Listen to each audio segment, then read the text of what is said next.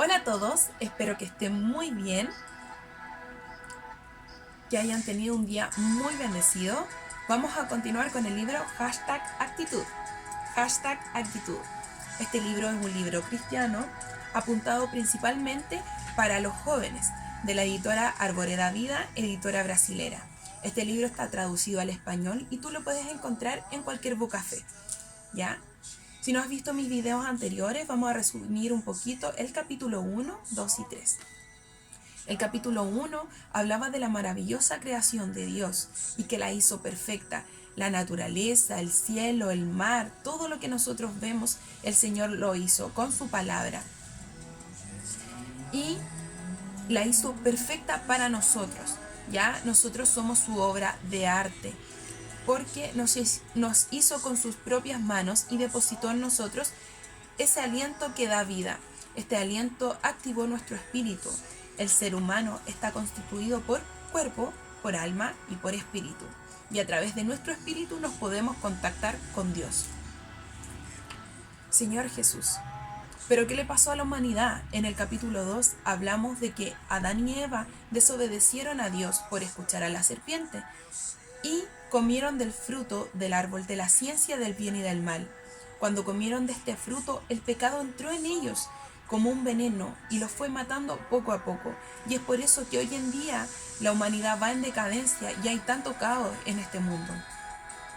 En el capítulo 3 hablamos del maravilloso sacrificio que hizo el Señor por nosotros. Dios mandó a su único Hijo para morir a causa de nuestros pecados. Este sacrificio limpió nuestros pecados. Jesús, que es el Hijo de Dios, vino a esta tierra, vivió como nosotros, sufrió como nosotros, fue crucificado, fue muerto, resucitado al tercer día, ascendió a los cielos y después descendió como el Espíritu que da vida para vivir en mi espíritu y en tu espíritu. Señor Jesús, cuando nosotros abrimos nuestro corazón al Señor y creemos en Él por fe, somos hechos hijos de Dios por su Espíritu. Señor Jesús, y antes que estábamos desconectados de Dios, ahora podemos estar reconectados con Dios por su sangre. Vamos a continuar con el capítulo 4, una nueva vida, un nuevo vivir. La vieja naturaleza versus un nuevo vivir. La vieja naturaleza aún está en nosotros, porque es la herencia de Adán. Esto está en Romanos 5:12. La naturaleza del pecado está en nuestro cuerpo mortal. El apóstol Pablo afirma que no hacía el bien que quería, sino el mal que no quería.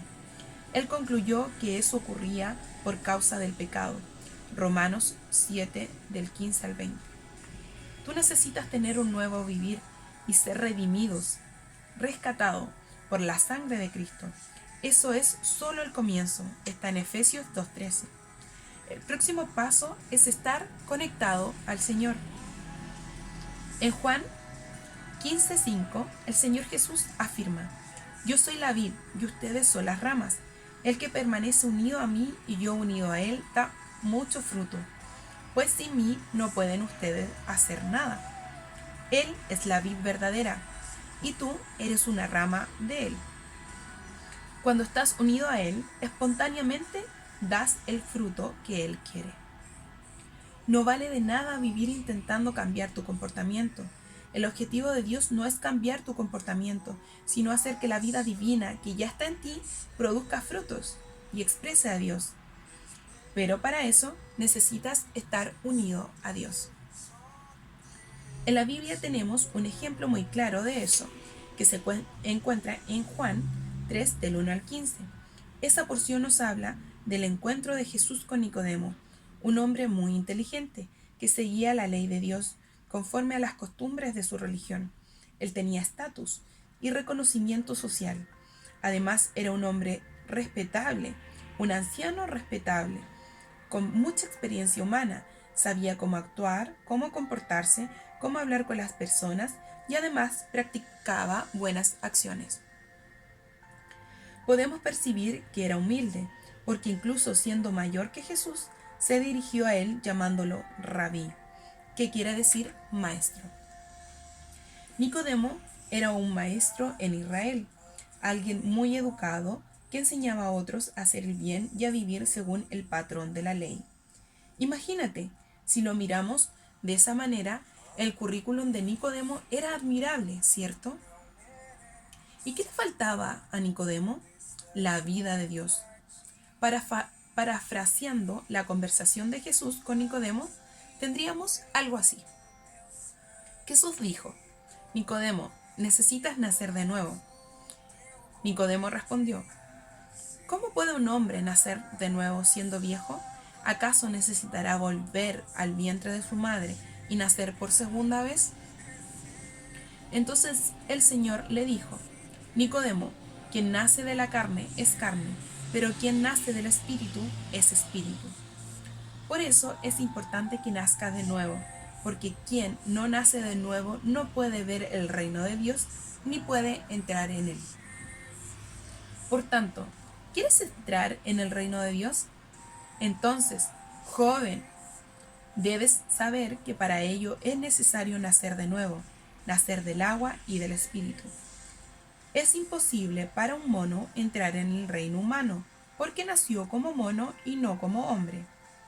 Nosotros somos del reino humano, porque nacimos como hombres.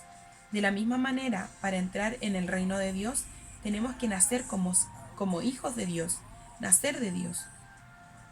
No vale de nada ser solo una persona que cree en Jesús. Tienes que ser alguien que cree, que recibe al Señor Jesús en su espíritu. Juan 1, del 12 al 13 dice: Pero a quienes lo recibieron y creyeron en él, le concedió el privilegio de llegar a ser hijos de Dios. Y son hijos de Dios no por naturaleza ni los deseos humanos, sino porque Dios los ha engendrado. Es necesario tener la convicción de haber nacido de Dios. Esto no hace de ti una persona religiosa. Es un asunto de vivir en novedad de vida y expresar la vida de Dios que entró en ti cuando creíste en Él. Una preguntita sencilla. ¿Ya confesaste de todo corazón que Jesucristo es tu Señor? Busca al Señor mientras puede ser hallado. Invócalo mientras hay tiempo. Esto está en Isaías 55:6. Es importante resaltar que es imposible vivir en el Espíritu sin tener la experiencia de nacer de nuevo.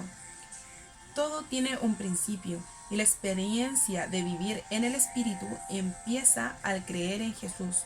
Esto está en Romanos 10 del 8 al 13.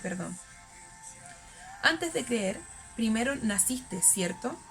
Observa cómo sucede con las plantas. Primero se plantan, después se cultivan, se cuidan y por último crecen. Pablo habla sobre esto en 1 Corintios 3:6. Yo sembré y Apolos regó, pero es Dios quien hizo crecer lo sembrado. Plantar quiere decir que alguien plantó la palabra de Dios, que hace que nazcamos de él.